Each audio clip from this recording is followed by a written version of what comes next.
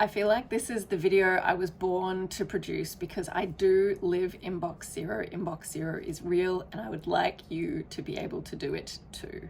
If you don't want to watch the whole video, I'll just tell you the guiding principles. Email is not a task list. If an email requires an action, that should be on a to-do list, and the only exception would be tasks or responses that are due on the same day. Email is not storage, so you shouldn't use it as a place to keep things, generally speaking, and delete what you don't need. So if it's a notification or a newsletter that you've read or something that is just no longer relevant, you've stored it elsewhere, it should be gone. That's it. But let me take you through it in detail, and I've got some pro tips at the end. So inbox zero, this is what I do. It may not suit everyone, but hopefully some parts of my process can be helpful to you. How would you go from this to this? You've got to set up the folders. So if it's in Gmail, you would have labels instead of folders. And I like to keep an action folder for tasks or things that require a response or some action. A pending folder for things that I want to keep. I'm not ready to delete them just yet. They're still relevant, but they're a temporary reference that I'll be able to delete when they're finished with.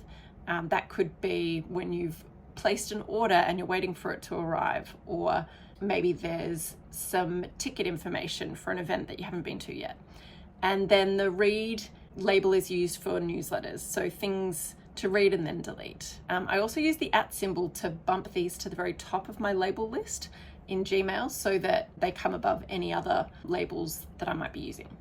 Principle number 1, email is not a task list. So if an email requires an action, it should be on your to-do list, whether that's Notion, Trello, whatever your task management system is, maybe you write them down.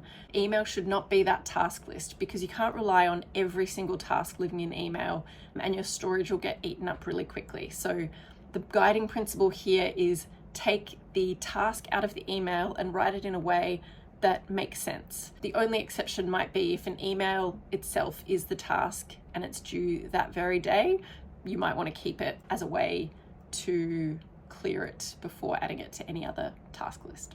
So my to-do list is in Notion. I've been a Notion convert for a number of years now. I was previously a Trello girly. I used the all cards view in Trello, but these days I'm using a Notion dashboard that I can split into different views. So what's due today, what's coming up next, which tasks don't have a date, which ones I've completed most recently, or if I want to brain dump, add a task. So everything in here has come from either an email, a Slack conversation, a meeting action, so something that came out of another conversation, or maybe a self-initiated task. It's my single source of truth. So every single task relating to this project lives in this Notion dashboard or in this Notion database. Your next step, once you've set up the folders, is to clear the inbox or really clear the archive. Maybe your emails don't all live in the inbox. Maybe some have been archived and some are in the inbox. But the best way to do this is to use the search bar in your email program to batch process old emails. So look for things that have the word subscribe in it, or look for things from a specific email address. Look for words like verification code, which you can put in quotation marks, and then you can move those things into the relevant folder, either to read or you can delete them if they're no longer needed. This part takes the longest. This is probably something you need to do in chunks, or when you need a mindless task. Depending on how deep and dark your inbox or your email archive has gotten, this part could be painful, but power through, it's worth it. Email is not storage. Email is not storage, it's temporary.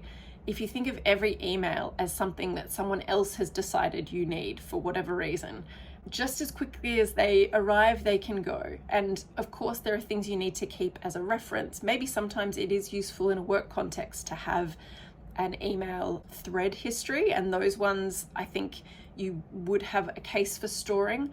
But so many emails, so many don't need to be kept, and you should use your judgment around when email really does need to be the storage place for something. And I would say that thread example or email conversation is the only one where there might be a case to do it. But even with those, you can print to PDF and save in like a project folder or another filing system. The third step in the process is the triage. So once you've set up the folders, you've cleared the deck, now you have new emails coming in, and for each time an email comes in, you need to be asking yourself, how often am I opening this kind of email? Will I ever need to see this particular email again?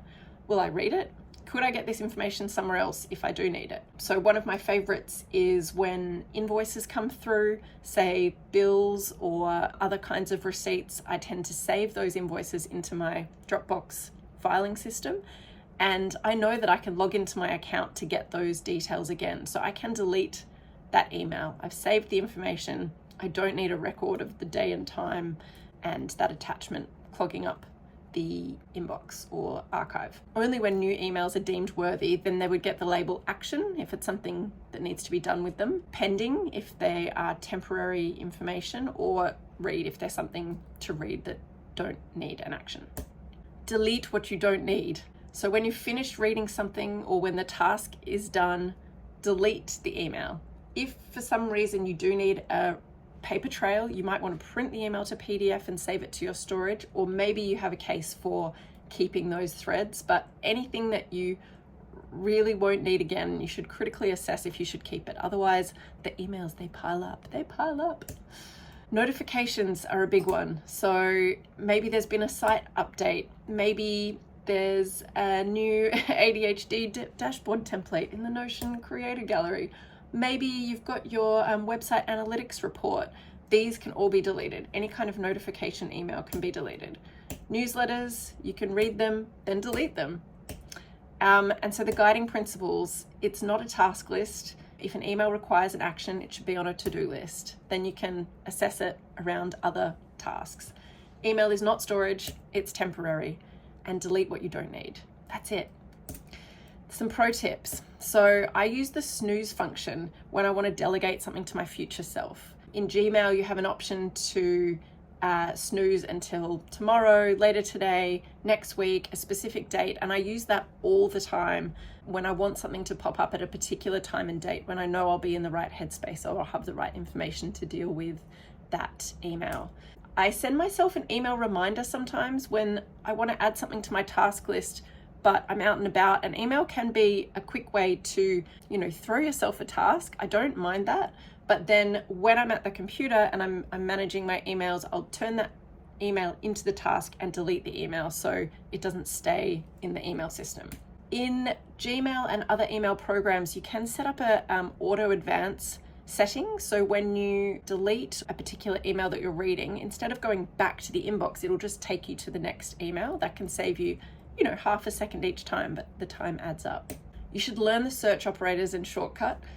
So for Gmail, I've got the next and previous J and K keyboard shortcuts up on my desktop, trying to build in the muscle memory for being able to use those to ninja my way through my Gmail inbox. And then you can use filters in Gmail. There's probably other methods in other email programs so that you can auto file certain emails. So for me, when I get a newsletter subscription, I will create a filter to always send that straight to the reading folder and never appear in my inbox, so it doesn't come up as a thing to read alongside more important messages. And then a pro tip, if you are saving something to read and then you never get around to reading it, maybe it's time to unsubscribe from that thing. That's it. There's a blog post about it, and that has a few extra tips and reminders of the things that I've gone through here, and another blog post about the Gmail search tips specifically. If you are a Gmail user, that might help you to do the clearing process. So happier emailing with a clearer inbox. Don't let those emails get you down. Get them out of there, clear them up, and live a better email life. Good luck out there. Bye. For more productivity and time management nerdery, please follow along and subscribe, and let me know if this was helpful or if you have any other email ninja tips. Thanks.